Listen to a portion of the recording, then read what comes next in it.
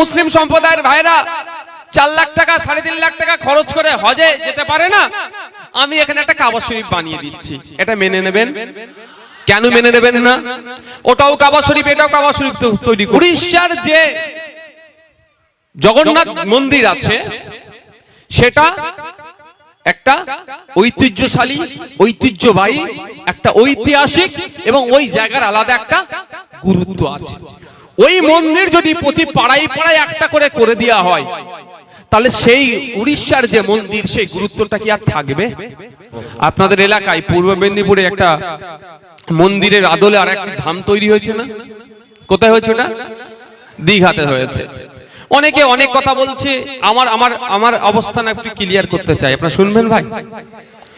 প্রথম কথা, রাষ্ট্রের দায়িত্ব নয় মন্দির মসজিদ তৈরি করা, রাষ্ট্রের নির্দিষ্ট কোনো ধর্ম নয়, এটা হওয়া দরকার।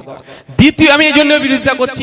দ্বিতীয় হচ্ছে, উড়িষ্যার যে জগন্নাথ মন্দির আছে সেটা একটা ঐতিহ্যশালী, ঐতিহ্যবাহী, একটা ঐতিহাসিক এবং ওই জায়গার আলাদা একটা গুরুত্ব আছে।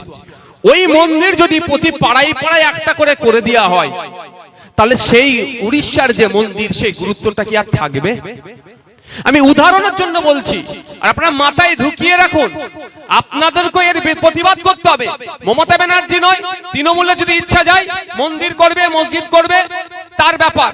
কিন্তু আমি জাস্ট বলছি আপনাদের, কি বলছে যে অনেক যুক্তি দিচ্ছে এরা, যে অনেকের আর্থিকভাবে স্বাবলম্বী নয়, ওই জন্য এতে যেতে পারে না, উড়িষ্যা যেতে পারে না, দীঘায় গিয়ে মন্দিরের কাজ মিটিয়ে নেবে।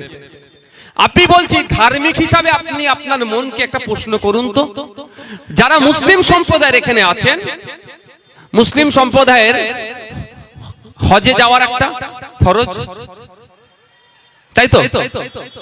এবার সবার কাছে টাকা থাকে না, যদিও বিত্তশালীদের জন্য হজটা ফরজ। তারপরেও বলছি, মমতা ব্যানার্জি যদি কালকে ঘোষণা করে যে আমি পশ্চিমবাংলার মুসলমানদের জন্য খুবই চিন্তিত, এত চিন্তিত রাতে ঘুমোতে পারেন না, উনি ঘুমোতে পারেন না একদম আপনাদের জন্য যারা মুসলিম এখানে আছে, তো এত চিন্তিত মুসলিম সম্প্রদায়ের ভাইরা 4 লাখ টাকা 3.5 লাখ টাকা খরচ করে হজে যেতে পারে না, আমি এখানে একটা কাবা শরীফ বানিয়ে দিচ্ছি, এটা মেনে নেবেন? কেন মেনে নেবেন না?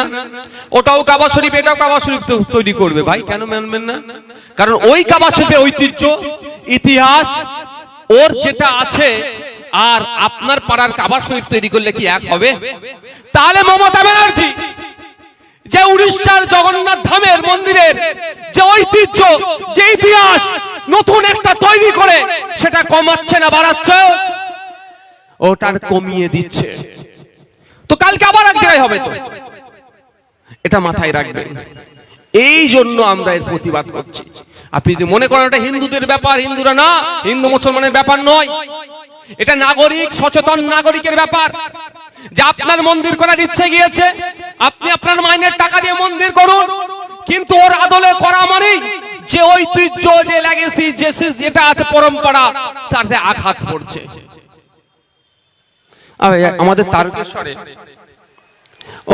অনেকে গঙ্গার পানি নিয়ে যায়, তার পরিবর্তে যদি শেওড়াফুলির দিকে একটা কেউ মন্দির করে দেয়, বলে এখানে ওই তারকেশ্বরে না গিয়ে একটু দূর হয়ে যাচ্ছে, তাহলে শেওড়াফুলিতে তুমি ঢেলে নিয়ে চলে যাবে, দুটো কি এক জিনিস হবে? ধর্মীয় দিক থেকে বলছে, আমি বোঝানোর জন্য বলছি, যে যা ধর্ম পালন করবে এক হবে কি?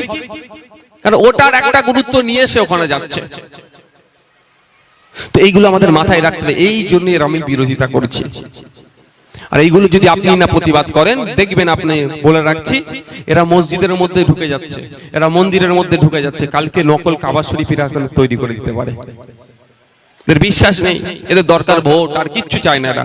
ভোট পেলে আপনার জন্য সব করবে, আর না ভোট পেলে আপনাকে 2004-05 দিকে কি বলেছিল, ঘুষপেটিয়া, পার্লামেন্টে কাগজ ছুঁড়ে মেরেছিল সিএনআরসি করার জন্য এই মমতা ব্যানার্জি। তখন আপনারা ভোট দিতেন না, তখন আপনারা ভোট কাকে দিতেন? বামফ্রন্টদের দিতেন। ওই জন্য তখন হয়ে গেছিলেন আপনারা ঘুষপেটিয়া। এখন ভোট দিচ্ছেন বলে এখন আপনি ওনার সোনার ছেলে হয়েছেন, কালকে যদি ভোট দেওয়া বন্ধ করে দেন আবার দেখবেন ঘুষপেটিয়া হয়ে যাবেন। তাহলে ভোটের জন্য আপনার সাথে সম্পর্ক রাখছে, কিন্তু আপনি আপনার প্রতিবেশী রাম কাকার সাথে, আপনি আপনার প্রতিবেশী রহিম চাচার সাথে সম্পর্কটা কি ভোটের? ভাই ভোটের সম্পর্ক দীর্ঘ বছর ধরে একসাথে উঠা বসা করছেন, তাহলে সামান্য ভোটের জন্য ভোট কি নিয়ে কি হবে? হয় শুভেন্দু অধিকারী মুখ্যমন্ত্রীর স্বপ্ন দেখছে, আর মমতা ব্যানার্জি আবার মুখ্যমন্ত্রী হওয়ার স্বপ্ন দেখছে। এই তো তারা মুখ্যমন্ত্রী হবে, আপনার পাশের বাড়ির কাকার সাথে, আপনার পাশের বাড়ির চাচার সাথে আপনি হিংসায় জড়িয়ে পড়ছেন কেন ভাই?